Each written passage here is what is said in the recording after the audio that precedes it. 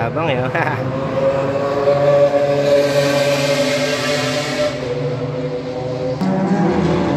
Oh my God. Nice, nice. Nice, ang galing.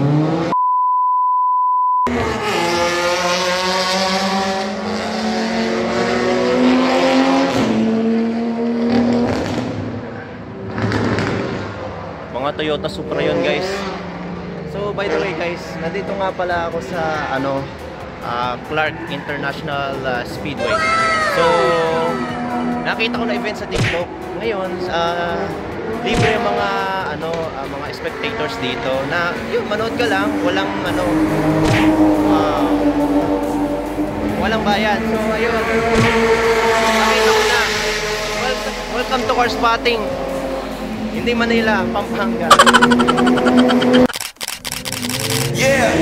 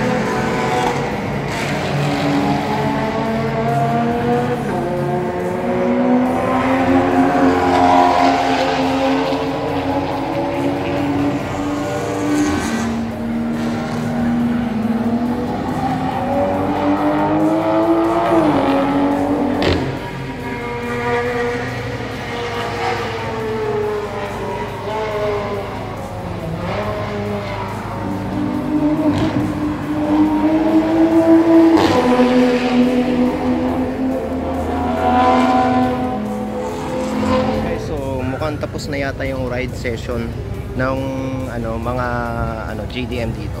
So dito sa parte na to ay yan, sa part na yan ay dito sila nagpo-park, and then ayun, nagpapaayos, nag-change ng tires, napapagasolina. Ngayon antayin na lang natin yung mga ibang cars na pumasok. Ayun, pakita ko lang.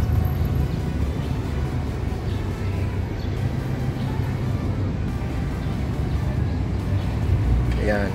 Ito sila guys. Yan. So I guess no. Iba yung plate number. Yung BMW na blue. Ngayon,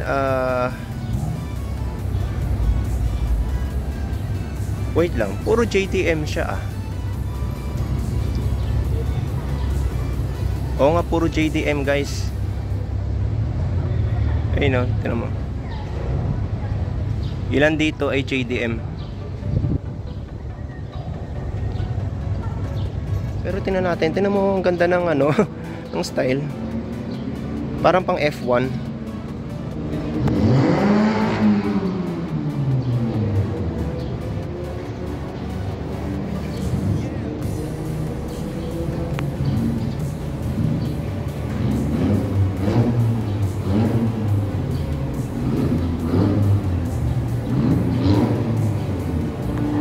Yun, ito.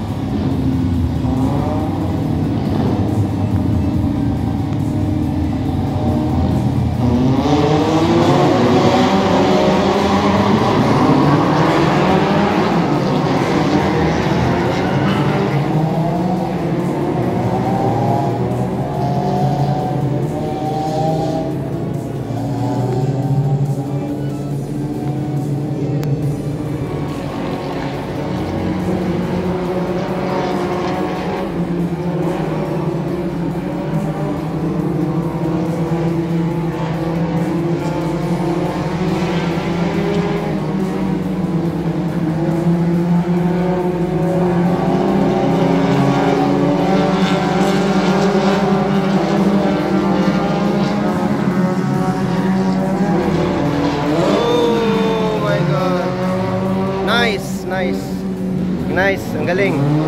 Okay, go, go, go. Kaya. Ang galing. Nakabawi siya.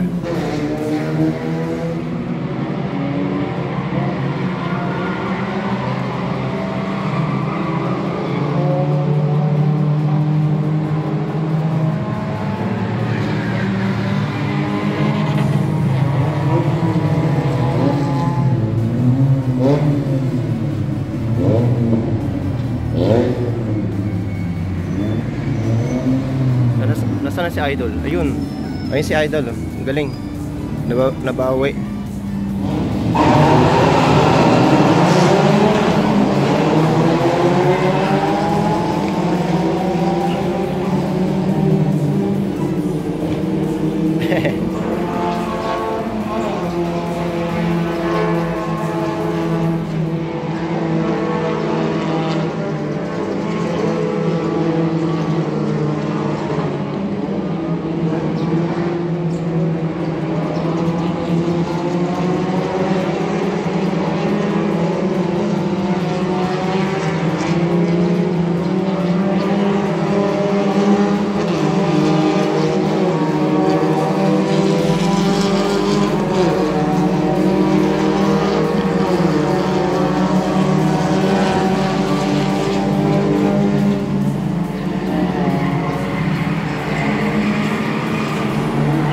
Nahuli.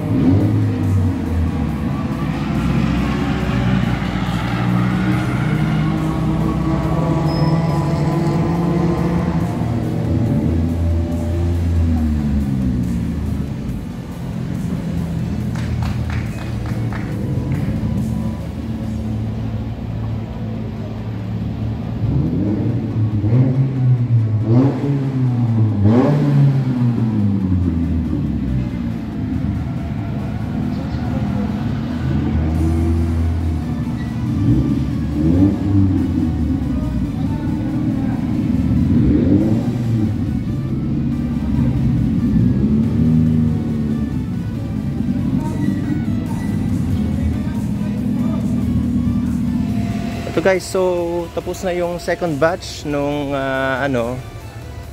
racing. So wow, ito yung mga nakapila dito.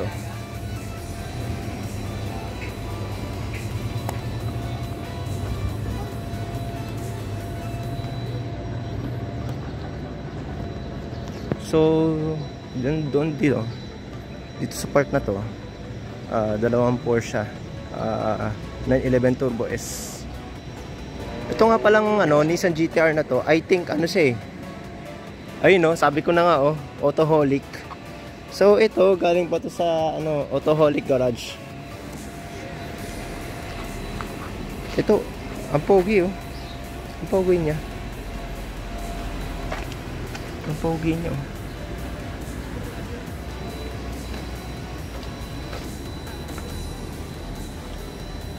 So yung wing niya, yun pinalaki tapos ginawang carbon fiber. Yan. So ito, Autoholic. So ang nag-aalaga dito yung Autoholic Garage. Shout out sa Autoholic Garage. Okay, yung third batch yata nag-umpisa na. So ang kulit.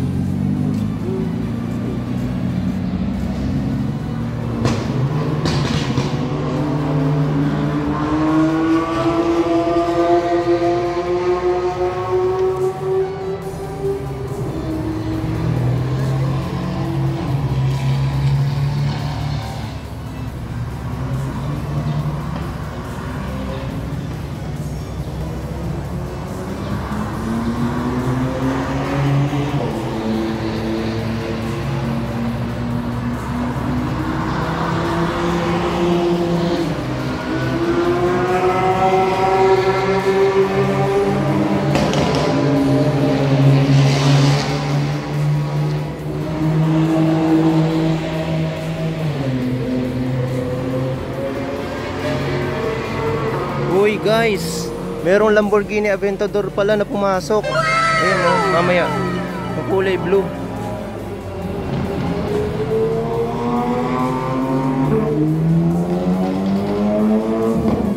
Yan, let's see Ayan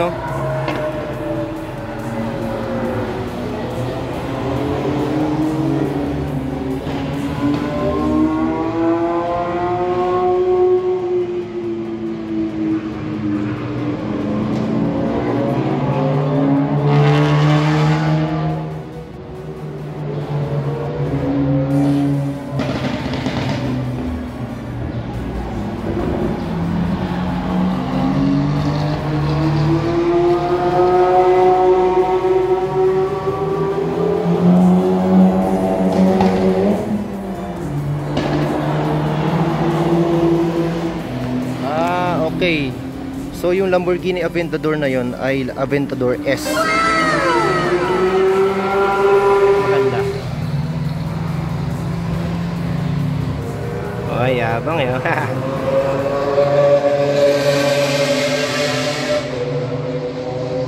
Wow.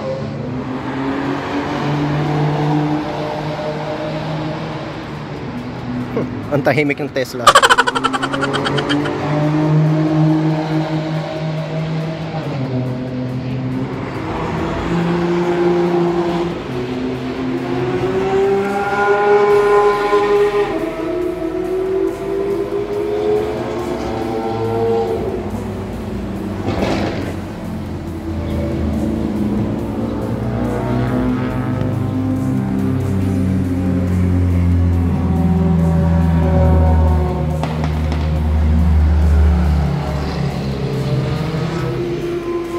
Okay guys, so kung mapapansin ninyo yung cornering ng Lamborghini Aventador, kasi kaya ako paulit-ulit na sinasabi yung Lamborghini Aventador dahil nakita nyo yun, umikot yung BMW, hindi kinaya. So yun nga pala about dun sa Lamborghini Aventador, about sa cornering nya, 4-wheel drive ang Lamborghini Aventador, kaya sisiw lang sa kanya, napakadali lang sa kanya mag cornering, as in, kasi kumakamot din na unahan ayun So by the way, itong Nissan Z na to, nakita ko siya sa Petron last Sunday, last time ayun tingnan nyo yung cornering ng Aventador, sisiw lang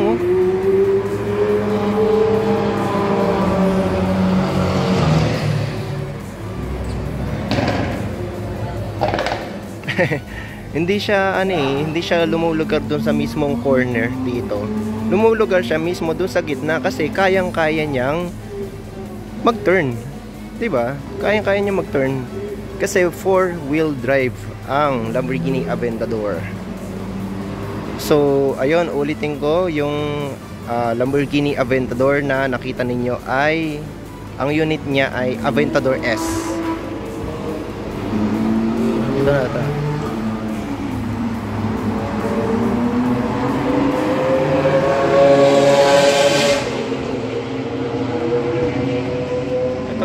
may Lotus Emira pala na ano pumasok.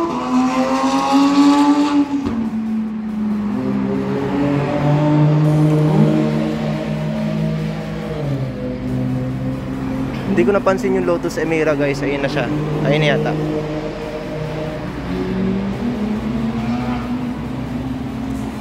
Oh no.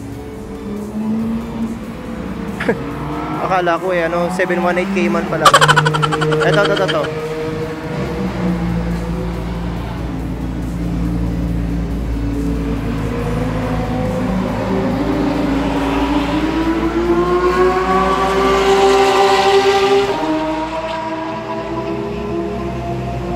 Okay guys, so nakikita nyo yun. Yan, so nagkaroon ng isang GT3 RS. I guess ito yung tatakbo next.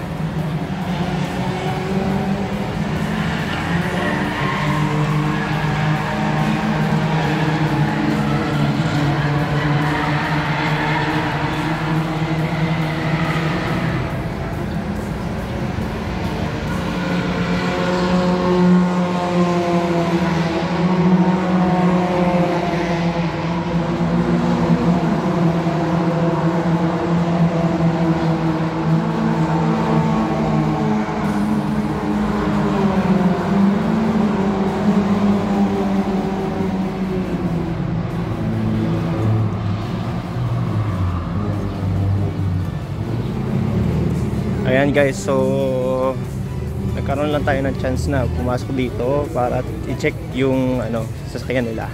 So yung mga sasakyan dito ay mostly JDM, mga 4-wheel drive, and then ayun, may mga exotics at mga ayun napakaraming JDMs. So ayun, wow.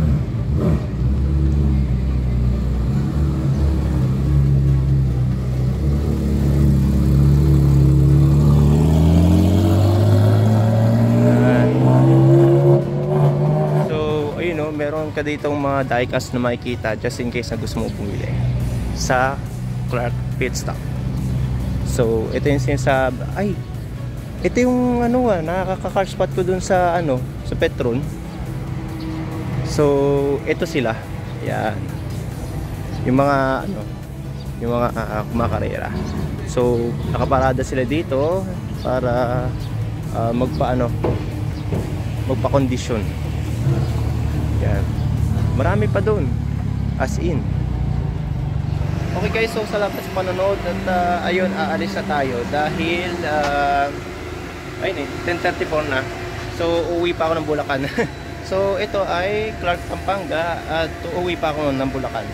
So kung gusto nyong magkaroon pa ng additional na video na kagaya nito, subscribe kayo. Tapos baka naman merong thanks dun sa baba. So kayo na bahala dyan. So salamat at ayun, alis na ako. Bye.